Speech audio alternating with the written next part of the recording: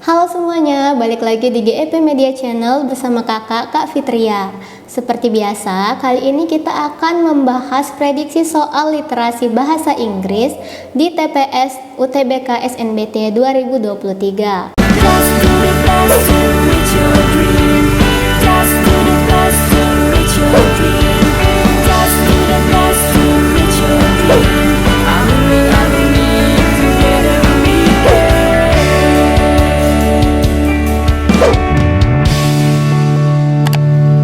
Mau belajar TPS UTBK 2023 versi kurikulum merdeka?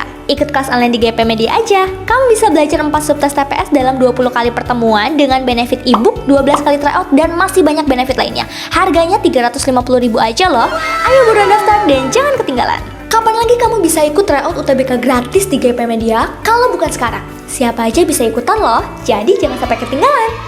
Bagi kalian yang lagi cari tryout UTBK dan ujian mandiri untuk masuk PTN, gak usah bingung karena GP Media menyediakan tryout UTBK dan ujian mandiri untuk beberapa PTN ternama di Indonesia. Mulai dari harga 25.000, kalian sudah dapat ribuan soal prediksi, video pembahasan, dan ada kelas online juga loh. Tunggu apa lagi? Yuk daftar sekarang. Oke, di sini udah ada teks ya. Katanya questions 1 to 5 are based on the following passage. Berarti akan ada pertanyaan dari 1 sampai 5 berdasarkan dari teks berikut ini. Nah, ada 5 soal. Soal pertama sampai keempat akan kakak bahas di video ini. Soal nomor 5-nya akan jadi latihan mandiri kalian. Oke, langsung aja ya kita cek di soal nomor 1.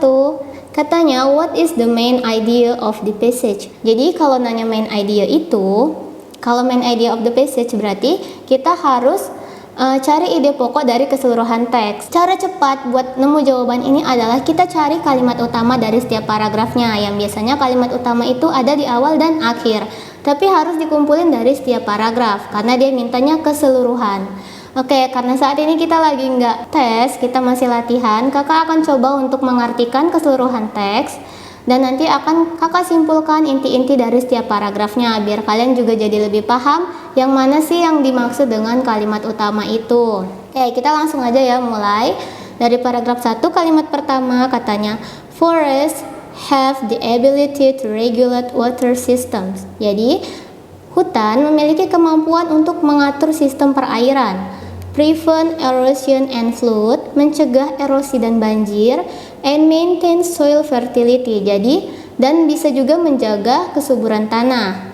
The ability of forest is inseparable.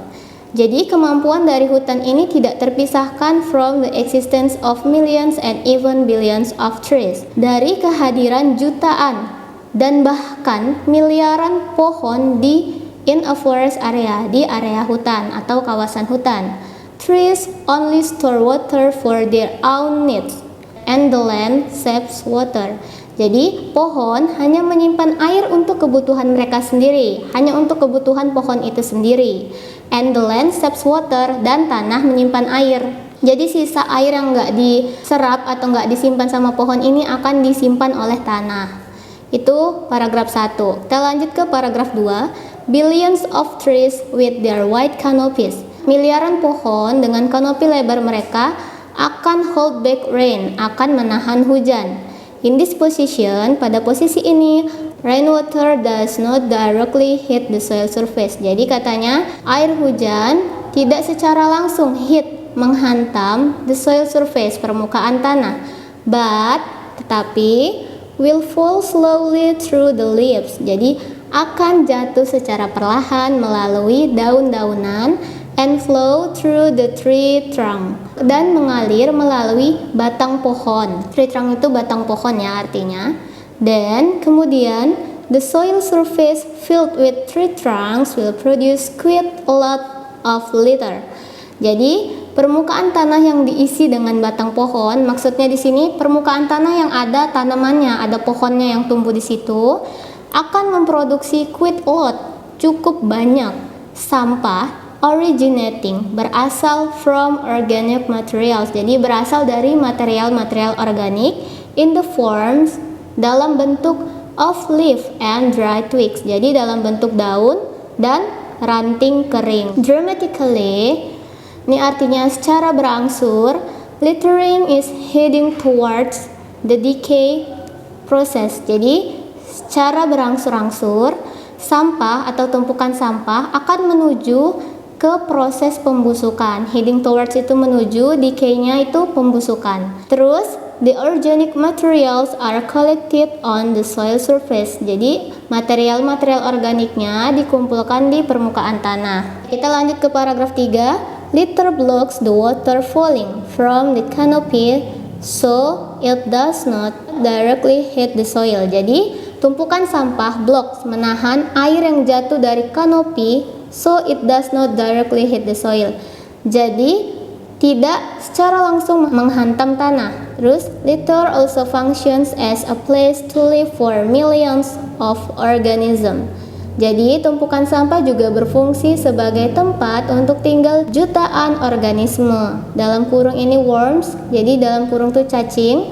This organism punctures. Organisme ini punctures itu melubangi the land as a home and place of life. Jadi melubangi tanah sebagai rumah dan tempat untuk tinggal. This organism behavior causes the soil surface to become loose and porous. Jadi organisme ini kelakuannya atau tingkah lakunya menyebabkan permukaan tanah menjadi loose itu longgar dan porous itu keropos atau berpori. Jadi karena dilubangin sama dia, permukaan tanahnya itu jadi longgar dan berpori gitu atau keropos.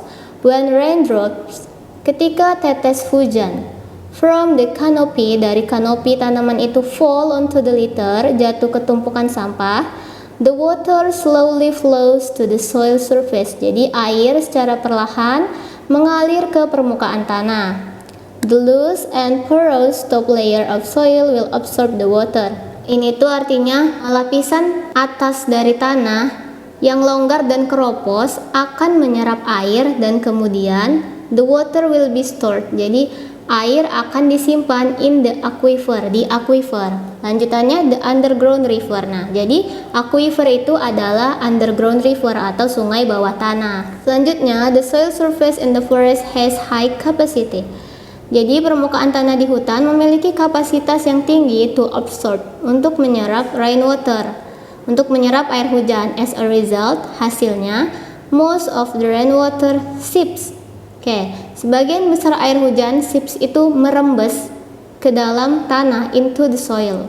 Only a little becomes running water. Nah, running water ini bukan air berlari ya, tapi artinya hanya sedikit yang menjadi air mengalir. Running water is the water that cannot be absorbed by the soil surface. Jadi air mengalir itu adalah air yang tidak dapat diserap oleh tanah, oleh permukaan tanah. This water will go down to lower area.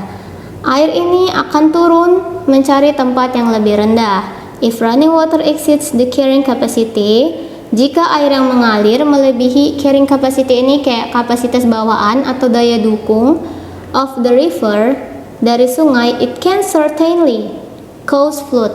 Pasti bisa menyebabkan banjir. Most of the rainwater that falls in the forest area, sebagian besar air hujan yang jatuh ke dalam area hutan will be absorbed by the soil, akan diserap oleh tanah and stored in the aquifer, dan disimpan di aquifer. Furthermore, selanjutnya, the water stored in the aquifer will come out. Air yang disimpan di aquifer akan keluar regularly, secara teratur, melalui springs. Springs ini mata air. From the springs, dari mata air ini, water flows through rivers that are mostly found. Dari mata air ini, air mengalir melalui sungai, sebagian besar akan ditemukan di area hutan, in the forest area. In addition, sebagai tambahan, there is also underground water that comes out as a spring in the resident wells. Sebagai tambahan, ada juga air bawah tanah that comes out, yang keluar as a spring, sebagai mata air in the resident wells. Maksudnya ada juga air bawah tanah yang keluar sebagai mata air di sumur-sumur penduduk. Setelah kita artiin semuanya, tadi inti dari kalimat pertama itu ya, ada di awal yang katanya hutan memiliki kemampuan untuk mengatur sistem perairan, mencegah erosi dan banjir, dan menjaga kesuburan tanah. Terus di paragraf keduanya, masih di kalimat utama juga, dia bilang billions of trees with their white canopies will hold back rain. jutaan pohon dengan kanopi lebar mereka akan menahan hujan. Oke, jadi yang di awal dia bilang hutan memiliki kemampuan untuk mengatur sistem perairan, dilanjut dengan gimana tuh caranya. Jadi jutaan pohon yang ada di sana itu pakai kanopi lebarnya akan menahan air hujan itu. Nah, di paragraf ketiga ngomongin tentang sampah yang juga menahan air yang jatuh dari kanopi sehingga tidak langsung menghantam tanah. Kalau yang di keempat ini juga ngomongin permukaan tanah ya. Permukaan tanah di hutan yang memiliki kapasiti tinggi untuk menyerap air hujan. Jadi kalau kita perhatiin ya, dari awalnya itu yang diambil kemampuan hutan dalam menjaga atau mengatur sistem perairan. Yang keduanya juga ngomongin tentang air hujan. Yang ketiga ini juga tentang tumpukan sampah, masih ngomongin tentang water ya. Terus di sini jelas banget ya, the soil surface in the forest has high capacity to absorb rainwater. Jadi permukaan tanah itu memiliki kapasitas yang tinggi untuk menyerap air. Berarti ini banyaknya bukan ngomongin tentang hutannya, tapi ngomongin tentang proses dari siklus air ini masuk ke tanah, terus tanahnya yang menyerap air, lebih ke tanah. Terus di paragraf terakhir ini katanya, the water stored in the aquifer will come out regularly through springs. Jadi air yang disimpan di aquifer akan keluar secara teratur melalui mata air. Jadi ngomongin siklus air yang disimpan di dalam tanah sampai keluar sebagai mata air. Nah, itu inti dari seluruh paragraf tadi yang terjadi di area hutan. Oke, kita langsung ke opsi ya. Kita lihat yang A itu katanya water guarantees millions of organisms to survive in forest area. Air menjamin jutaan organisme untuk bertahan hidup di area hutan. Nah, yang ini kurang tepat ya, karena kita nggak bahas organismenya, kita bahas tentang siklus airnya. Yang kedua, yang B ini ada land stores and releases water through various processes. Jadi tanah menyimpan dan mengeluarkan air melalui berbagai proses. Nah, ini yang benar ya, karena sebagian besar tadi ngomongin siklus air yang disimpan oleh tanah sampai dia keluar lagi sebagai mata air. Itu yang benar. Kalau yang C itu katanya water gradually flows water to the soil surface. Jadi sampah secara bertahap mengalirkan air ke permukaan tanah. Ini kurang tepat, udah pasti. Terus yang trees store water to fulfill human daily needs. Nah, ini salah banget. Kenapa? Karena katanya pohon menyimpan air untuk memenuhi kebutuhan harian manusia. Padahal jelas-jelas ya di kalimat paragraf 1 ini yang terakhir, trees only store water for their own needs. Jadi pohon hanya menyimpan air untuk kebutuhan pohon itu sendiri. Nah, yang E ini, forests have various benefits for human life. Hutan memiliki berbagai manfaat untuk kehidupan manusia. Iya, punya banyak manfaat, tapi di teks ini kita nggak bahas tentang manfaat dari hutan itu untuk kehidupan manusia. Oke, kita lanjut ya ke soal nomor 2. Jadi di sini katanya, with the sentence, this organism behavior causes the soil surface to become loose and porous in paragraph 3. In paragraph 3, the writer intends to.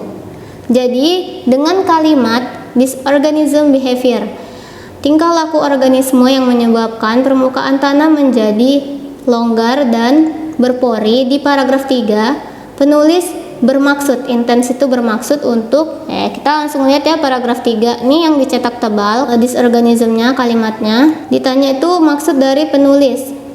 Kita lihat kalimat sebelumnya ya, katanya this organism punctures the land as a home and place of life.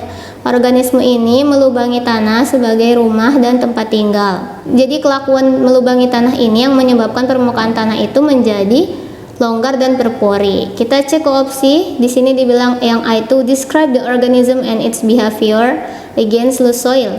Menggambarkan tentang organisme dan kelakuannya yang melawan, against itu melawan tanah yang longgar. Nah, ini salah, kurang tepat ya, karena nggak nyeritain detail tentang organisme yang melawan tanah longgar itu, tapi dia menyebabkan gitu. Yang B, confirm the behavior of organism in loose soil. Mengkonfirmasi kelakuan organisme di tanah yang longgar. Nah, ini juga kurang tepat. Yang C itu compare the loose soil with the porous soil. Membandingkan tanah yang longgar dengan tanah yang berpori. Nah, ini juga salah karena tidak dibahas di teks. Yang D, uncover natural processes at soil erosion. Jadi, menemukan proses-proses alami pada erosi tanah. Kita nggak bahas di teks itu tentang erosi tanah secara keseluruhan ya. Yang E itu explain the causes of soil erosion. Nah, ini yang paling mungkin menjelaskan penyebab dari erosi tanah, karena kelakuan si organisme yang melubangi tanah ini menyebabkan tanah longgar dan berpori. Jadi kayak tanahnya itu bakal mudah longsor kalau kena air gitu. Jadi yang E yang paling mungkin ya jawabannya, menjelaskan penyebab dari erosi tanah. Oke, selanjutnya kita ke nomor 3. Katanya, what most likely motivates the writer in writing the passage? Jadi, apa yang paling memungkinkan untuk memotivasi penulis dalam menulis teks ini? Jadi, apa nih kira-kira motivasi dari si penulis ini? Kenapa dia nulis teks ini?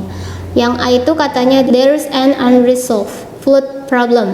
Jadi ada masalah banjir yang belum terpecahkan. Nah ini dia nggak ngomongin banjir, jadi ini salah. Yang B, people's awareness towards reforestation is low. Kesadaran orang-orang terhadap reforestation atau penghijauan itu rendah, ini juga salah. Yang C, not many people understand the benefits of water for forest. Jadi tidak banyak orang yang mengerti manfaat air untuk hutan. Ini juga kurang tepat. Yang D, ini there is the fallacious. Fallacious itu keliru. Jadi ada konsep yang keliru, that trees store large amount of water. Bahwa pohon menyimpan air, large amounts of water berarti menyimpan air dalam jumlah yang besar.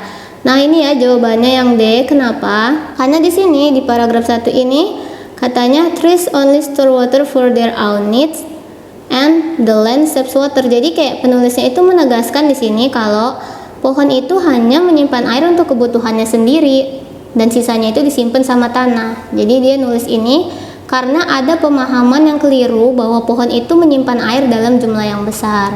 Kalau yang itu salah ya, karena katanya the information about the importance of trees in storing water is not available. Jadi informasi tentang pentingnya pohon dalam menyimpan air itu tidak ditemukan. Nah ini salah. Jadi jawabannya benar itu yang D. Kita ke nomor 4. The following statements represent the ability of the forest except.